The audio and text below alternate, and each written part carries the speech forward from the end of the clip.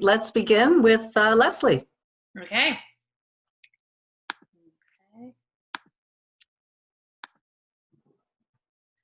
Okay, so adjusting to the imperfect accidental online lesson, which is where a lot of us suddenly found ourselves at.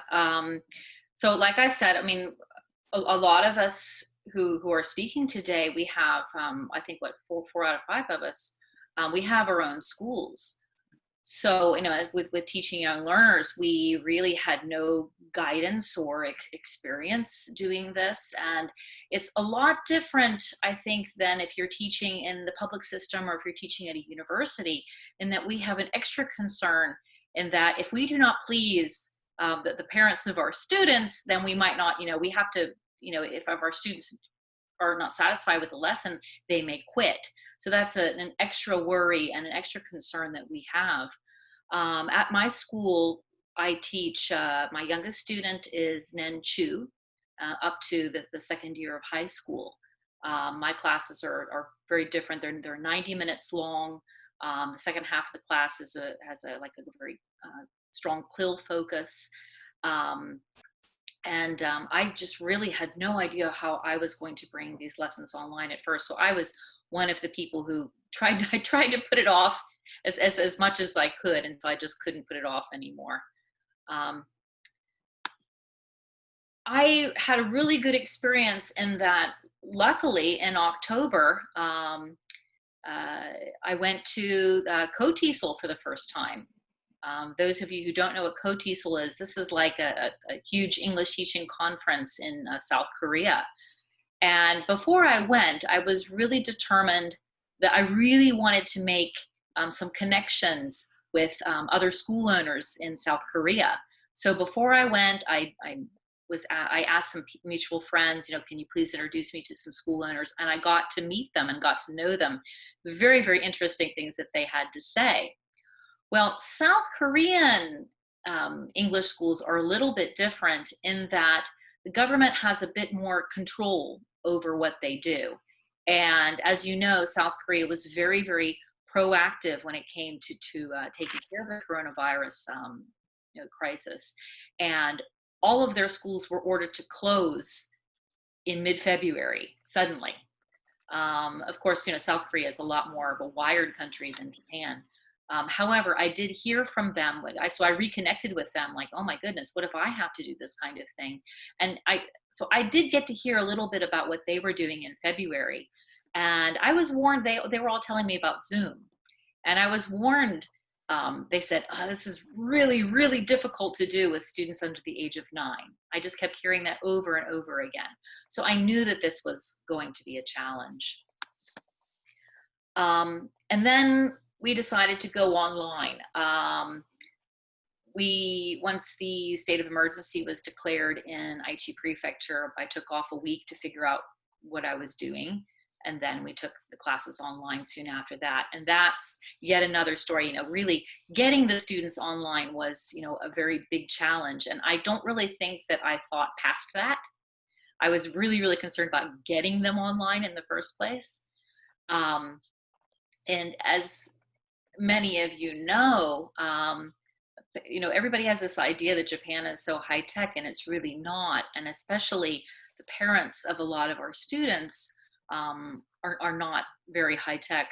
In fact, I had a very interesting experience. It's the beginning of the school year. I gave out the textbooks, and one of the mothers came in and said, you know, while we were still having face-to-face lessons, she said, oh, well, you know, I wasn't able to download the audio for the textbook, so here's a blank CD. Oh, see you next week on Zoom. And I'm like, oh my goodness, how is this going to work? It's a lot of the parents, you know, just even downloading audio is something that's really difficult for them to do. So bringing them online was a task in and of itself. But once we brought them on and then I started teaching, I just had this really weird feeling that I was taking a step backwards, and I just couldn't put my finger on it. And the classes were okay, but I wasn't satisfied, and I really wanted to look and just analyze this very carefully and realize exactly what is going on here. I don't know how many of you are familiar with the ZPD, the Zone of Proximal Development. This is just a really fancy way of saying that there are some things that the learner can do on their own. And then there are some things that the learner cannot do. And we sort of always want to be in this sweet spot in the middle where the teacher, with the teacher's guidance, with the teacher's support, we can help the students do more than they could do on their own. And in your class, as much as you can, you really want to make sure that the students get into that zone there. And when I went online, I was trying to bring my regular lessons online, and I found out, things that are in the ZPD in my own classroom online, suddenly I was in that learner cannot do zone. And so I really had to figure out a lot of things and a lot of solutions to adjust to this new lesson. First of all, I really had to adjust my attitude. Luckily, I had had a conversation with one of my South Korean friends. A teacher in South Korea who had owned a school, and she said, "Oh, I don't really think I'm a very good teacher online." And I know that she's a really good teacher. So I said, "Why do you think so?" And she said, "I just don't get that same feeling. It's hard for me to connect with the students." And then we talked about, I said, "Oh, so it's just your feeling?" And she said, "Yeah, it's my feeling." I said, "Well, do the students tell you that?" She said, "No." "Well, are the students, are the objectives being fulfilled? Are they learning?" "Yes, they are." And I said, "Well, maybe it's not that you're not a good teacher. It just feels different." And when I started teaching online, I began to realize, this is the feeling. Because when you're teaching in the classroom, you're getting the students' energy. So children have so much wonderful energy, and it really, just gives you so much more energy. It makes you feel really good. And when you're teaching online, you don't get that. And at the end of the day, sometimes you get that drained feeling. It's that drained feeling in the regular face-to-face classroom when you have an unsuccessful class. And I found it online, even if I had a class that went pretty well, I still had that drained feeling. And I couldn't confuse that with this class was unsuccessful. It's just that's just the way that online teaching was. And also I had to make adjustments to have the best online class I could. I began to realize, okay, there are just some things that work in the regular classroom that do not work online. But that doesn't necessarily mean that this new style of class is inferior. It doesn't necessarily mean that this new online style does not have value. It does have value. But a successful face-to-face class, a successful online class, there are things that are just very, very different. So I just had to make adjustments, and I just had to, to live with it and just, readjust my expectations. And not lose sight of the fact that, if the learning objectives were being met, then I should consider that to be a successful class. This is what a normal face-to-face class in my school looks like. We use textbooks, and then we learn something, and then I say, okay, everybody stand up, find a partner. Here we are practicing directions. The students are telling each other how to get to certain places in an imaginary town. So they stand up, they find a partner, they ask where certain things are, and they talk to each other, find a new partner. So I was thinking, oh, maybe we can do this kind of thing in online. Well, you can do it. In fact, I've done it I've had a lot of success doing this with my older elementary school learners, with my junior high school learners, especially with the high school learners, because, well, they're returnees mostly. With the kids under 9, just like my friends in South Korea had warned me, was not working. The ways of communication in my class, usually I had, student to student. The online problem was students were really too young to use the breakout rooms on Zoom.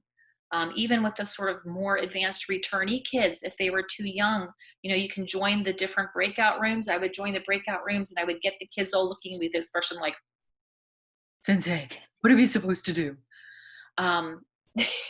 they just couldn't handle it. Or if I had everybody online, okay, so-and-so asked so-and-so a question, and they, huh? I mean, it was just really hard for them to do that. So I began to realize, okay, we need to teach the language here. I realized that really going teacher to student works best online. Now, I wasn't online for that long, maybe about a month or so. So would students have become better at this if they had been online longer? Perhaps, but definitely at the beginning stages, by just doing teacher to student, that worked best online. Now, I resisted this.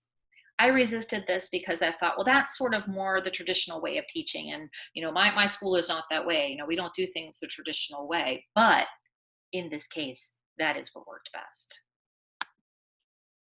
Autonomy. Autonomy means, for those of you who don't know, autonomy means like having freedom and choice, in the environment. My class is very autonomy friendly.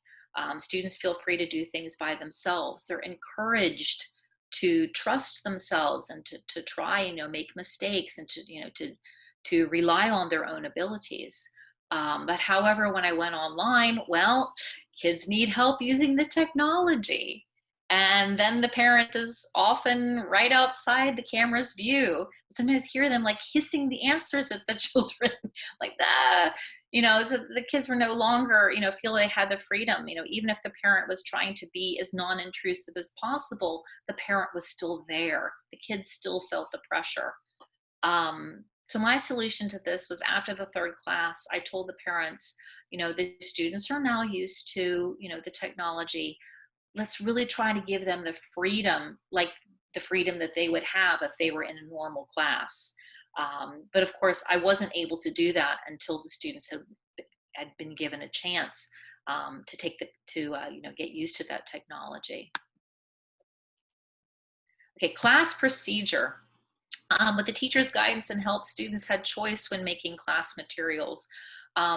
In my class, we make a lot of materials. We make a lot of crafts, mini books, flat books, posters. We make a lot of things, and then students have the freedom to put together what they like, and then they can show it to their classmates and use it as a tool for communication. This is very easy to do in a face-to-face class. You just sort of, look around and make sure everybody's on task. Can't do this online. Children found all kinds of creative ways to misunderstand directions. And the teacher you can't even see if the kids are doing, or on task, doing the task correctly. If they hold it up to the thing. What if they have a virtual background? Sometimes when they hold it up, you can't even see the paper at all. And so the solution, next time I would have most of the worksheet filled in already. I needed to have more scaffolding, more support. I'm probably not making sense right now, so I'm going to give you a specific example of an activity. This is an activity, I have done this activity for like 12 years. I think in one of the teaching children, but back before it was the teaching young learners SIG, it was just the teaching children SIG. I wrote an article outlining this activity. To teach larger numbers, we also learn about volcanoes. Since my school has a very strong curriculum, we learn about different volcanoes around the world, and how many meters high they are, the elevations of different volcanoes. And so we would use this as a large number dictation activity. And the students would write that in. Everybody would make their own bingo card. Somehow the students misinterpreted this and all did it this way. So the kids are writing and they're like, "Sensei, I ran out of spaces." I'm like, how is that possible? It was just a horribly unsuccessful activity. The kids had to erase everything. We had to start all over. It was really horrible and painful. If I were to do this activity again, I would teach about the volcanoes. We would go over the numbers together, and then I probably would email each student an already pre-filled bingo card,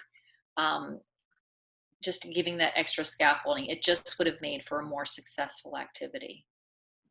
This was just unnecessarily painful to do online. I was very surprised that it went as badly as it did. Grammar explanations.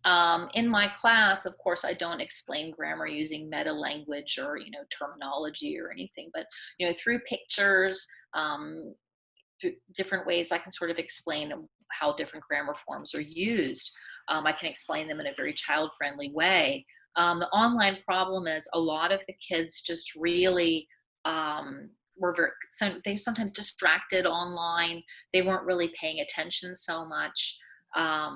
So I decided to do sort of a flipped classroom idea. Well, at first I did it just because the younger children, I made the class shorter and I wanted to, give them something to do, to sort of, I shut the class, made the classes 75 minutes long.